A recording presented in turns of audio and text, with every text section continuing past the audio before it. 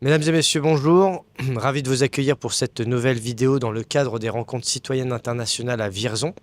Nous sommes le samedi 31 janvier 2026 et j'ai avec moi Marilyn qui a été victime de Covid long. Donc elle va nous raconter en quelques mots son parcours, sa présence ici dans le cadre de cet événement et ses objectifs, ses recherches et j'allais dire son but dans son combat contre le Covid long. Donc Marilyn, bonjour. Bonjour. Merci d'être présente pour cette petite vidéo. Est-ce que vous pouvez vous présenter en quelques mots et nous donner un petit peu votre attente dans le cadre de ces rencontres citoyennes? Oui, donc moi je suis Marilyn, j'étais infirmière à l'hôpital de Vierzon et j'ai été contaminée lors de mon activité reconnue le 3/11/2020. Donc voilà, depuis donc je suis Covid long, j'ai eu plusieurs symptômes, hein, j'ai beaucoup de symptômes neuro, des symptômes pneumo, j'ai été hospitalisée en 2021 parce que du coup j'arrivais pas à remettre, personne ne savait ce que c'était parce que je n'avais pas été vaccinée, c'était avant les vaccins. Je ne comprenais pas, je me dégradais, j'avais des troubles de la marche, je ne marchais plus, je ne parlais plus. Je faisais plus grand-chose, j'étais arrêtée, j'arrivais pas à reprendre le travail, j'essayais plusieurs fois, des maux de tête insupportables, au début de la fièvre, tout ce qui n'allait pas. Et j'ai été hospitalisée pendant 2 mois et demi en service de rééducation parce que un de mes collègues nous a écoutés. Donc j'étais hospitalisée pour essayer moi de retrouver un maximum de mon autonomie. Je ne me rappelle pas de cette période-là, donc je ne vous en raconterai pas non plus. Depuis 2020, je ne me rappelle pas grand-chose. De toute façon, j'ai des troubles de mémoire. J'ai des troubles cognitifs. Je suis sortie de l'hôpital. J'étais pendant plus d'un an en hôpital de jour, 3 fois par semaine. Donc j'ai de la kiné, j'ai de l'ortho, j'ai du psy, j'ai du neuro, j'ai un peu de tout. Puis je suis maintenant suivie depuis 2021. 2022, sortie de l'hôpital de jour par des libéraux. Donc pour le goût et l'odorat, ce que je n'ai toujours pas. Pour mes troubles cognitifs, parce que j'écris et je relis que depuis un an. Voilà, et je n'arrivais pas avant. Donc, j'ai retrouvé un peu ça. C'est pas du tout le même rythme qu'avant. Je ne me rappelle pas de ce que je lis de toute façon, pas tout. Mais je relis quand même si je peine à comprendre. J'ai des troubles pour compter. Voilà, j'ai des troubles d'équilibre parce que j'ai tout mon côté droit que j'avais perdu, que j'ai retrouvé, mais j'ai toutes les conséquences comme les AVC. Donc je ne me servais plus de mon bras droit, je ne me servais plus de ma jambe, donc voilà, ça traînait. Des problèmes d'épaule, des problèmes d'articulation. Je suis toujours chez le kiné 2 fois par semaine, donc voilà, donc 4 fois par semaine, je suis en soins encore chez des libéraux. Et que disent les médecins, les docteurs? Est-ce que vous avez fait appel à des magnétiseurs, énergéticiens ou d'autres spécialités? Parce que on sent que même en 2026, le Covid long, on a l'impression que pour beaucoup, ça n'existe pas ou que c'est quelque chose voilà, de complotiste. Le regard de vos proches aussi, parce qu'on s'aperçoit que dans les familles, il y a un déni quand c'est pas une indifférence, et puis l'impact des médias traditionnels n'aide pas beaucoup parce que c'est un sujet très peu traité. Comment vous avez vécu tout ça ces dernières années? Alors moi, côté familial, j'ai eu de la chance d'avoir été très entourée. Voilà, donc aussi bien mes enfants que mon mari. Je sais qu'ils me disent que je ne suis plus la même que j'ai été avant. Donc ma fille m'a dit une fois, j'ai une autre maman. Voilà, je repars avec une autre maman. Donc il y a des choses que je ne sais plus faire. Je suis cuisiner, je ne sais plus cuisiner. Donc voilà, ils mangent plus la même chose. On s'habitue, ils s'habituent quand même. Mais j'étais beaucoup encadrée par ma famille, beaucoup soutenue. Ça a été beaucoup de tristesse, beaucoup de quoi que ce soit. Ça, je me rappelle qu'ils étaient tristes. Mais voilà, j'ai failli mourir 2 fois, donc c'est vrai que c'était compliqué aussi pour eux. Mais me retrouver, et puis du coup, les médecins, par contre, bon, nous, on avait des services Covid, donc j'étais entourée quand même par quand même mes confrères qui étaient à côté, mes collaborateurs. Donc ça va, on était reconnus. Moi, j'étais reconnue par rapport à eux. À l'extérieur, c'est plus compliqué par contre. Les médecins qui, entre ceux qui n'y croyaient pas, ceux qui ne connaissent pas, ceux qui ne veulent pas, ceux qui disent que c'est pas vrai, ceux qui disent que c'est des complots, ceux qui disent que l'on fait exprès. Ah, ça, je l'ai entendu. Hein. Vous faites exprès, remettez-vous, c'est vous qui simulez. Enfin, moi, ça, je l'ai entendu pour quelques-uns, donc vous en prenez quand même un petit peu. Après, je ne pourrais pas vous le dire tout parce que je ne me rappelle pas de tout. Mais ça, oui, même encore à l'heure actuelle. Ben, moi, je suis quand même suivie par aussi mon médecin éducateur, donc il me suit depuis le départ. Mais bon, on avait des mots des Covid, donc il connaissait et on a toujours été reconnus, hein, pas de souci, qui m'écoutait, on écoute les symptômes, il soigne tous les symptômes depuis le départ, quoi.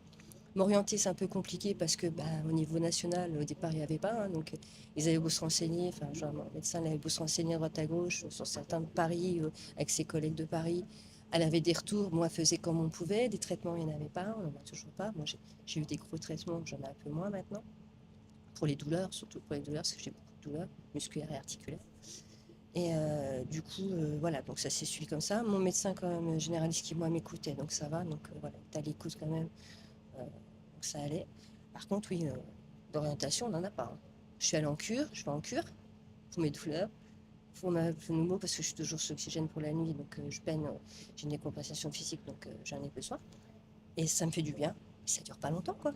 Et même en cure, on ne reconnaît pas forcément, hein. Parce que j'ai entendu un médecin qui me dit le Covid, donc c'est quoi ça, le Covid long.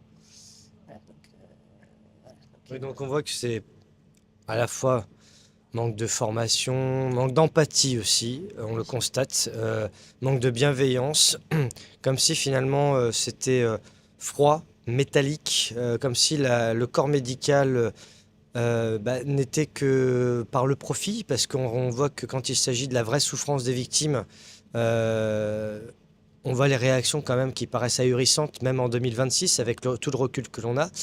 Et donc dans cet événement de Vierzon, est-ce que c'est la première fois que vous venez déjà dans cet événement?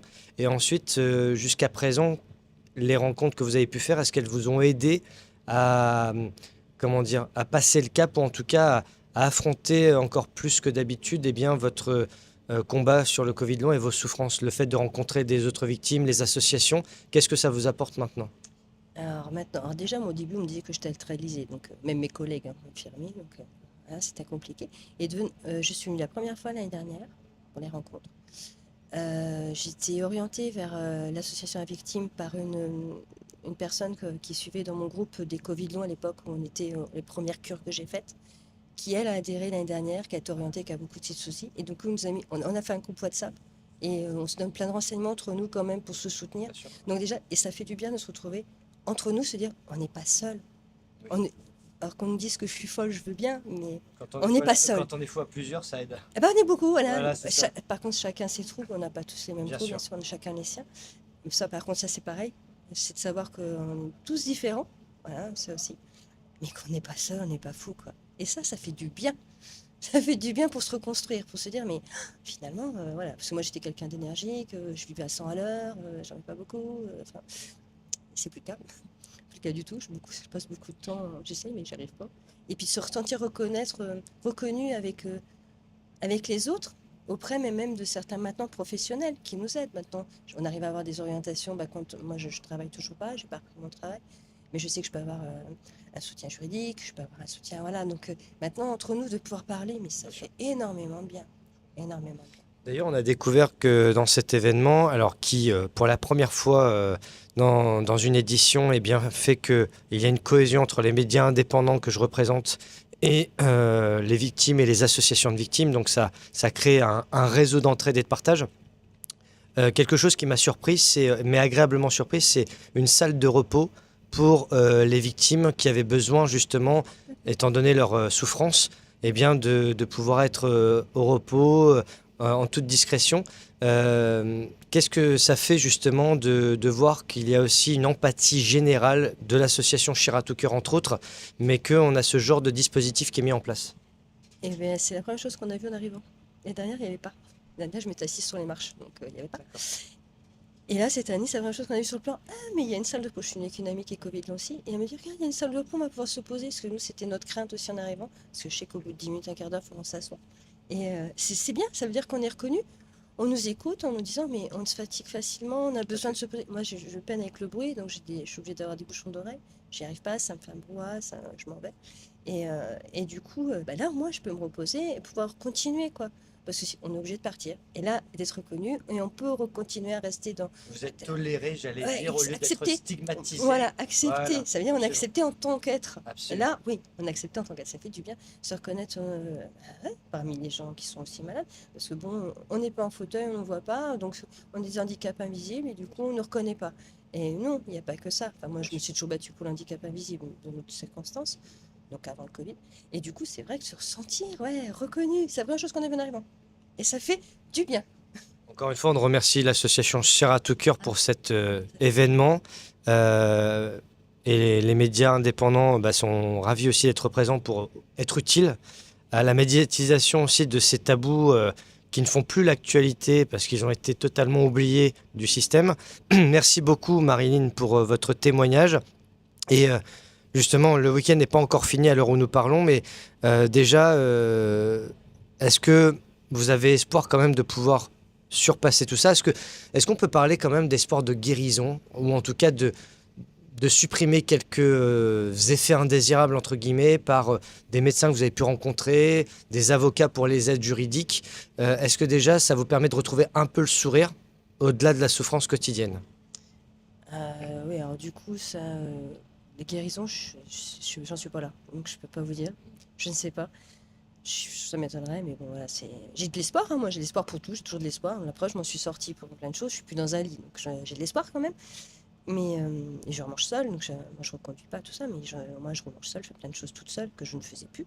J'ai de l'espoir, mais ouais, les médecins me soignent symptôme par symptôme, j'arrive à voir. Énergéticien, j'ai pas encore fait, donc je vais essayer, parce que moi je prends tout ce qui est bien-être. Moi, tout ce que je peux essayer, j'essaye, hein. Moi, je me dis, tout ce qui peut me faire du bien, ça me peut me faire avancer pendant 1 ou 2 mois, 3 mois, c'est pas grave, je prends tout, je prends tout ce que je peux prendre, je prends. Moi, je me dis que voilà, si je peux vivre la vie, maintenant j'essaye de la vivre avec tout ce que je peux faire, tout ce qui peut être bien, très bien, que ce soit pour moi, ma famille, n'importe quoi, mais en tout cas, que ce soit bien. Et voilà, je discute avec tout le monde, quoi, je partage. Moi, tant que ça peut me convenir, après, ça me convient, je fais. Si ça me convient pas, on arrête, je passe à autre chose. Mais voilà, je fais d'autres activités que je ne faisais pas avant. Je ne fais plus les miennes, je refais d'autres. Bon, voilà, on prend. On peut toujours trouver un petit bonheur partout. Voilà, du bien-être. Merci beaucoup Marine pour votre témoignage et bon courage surtout.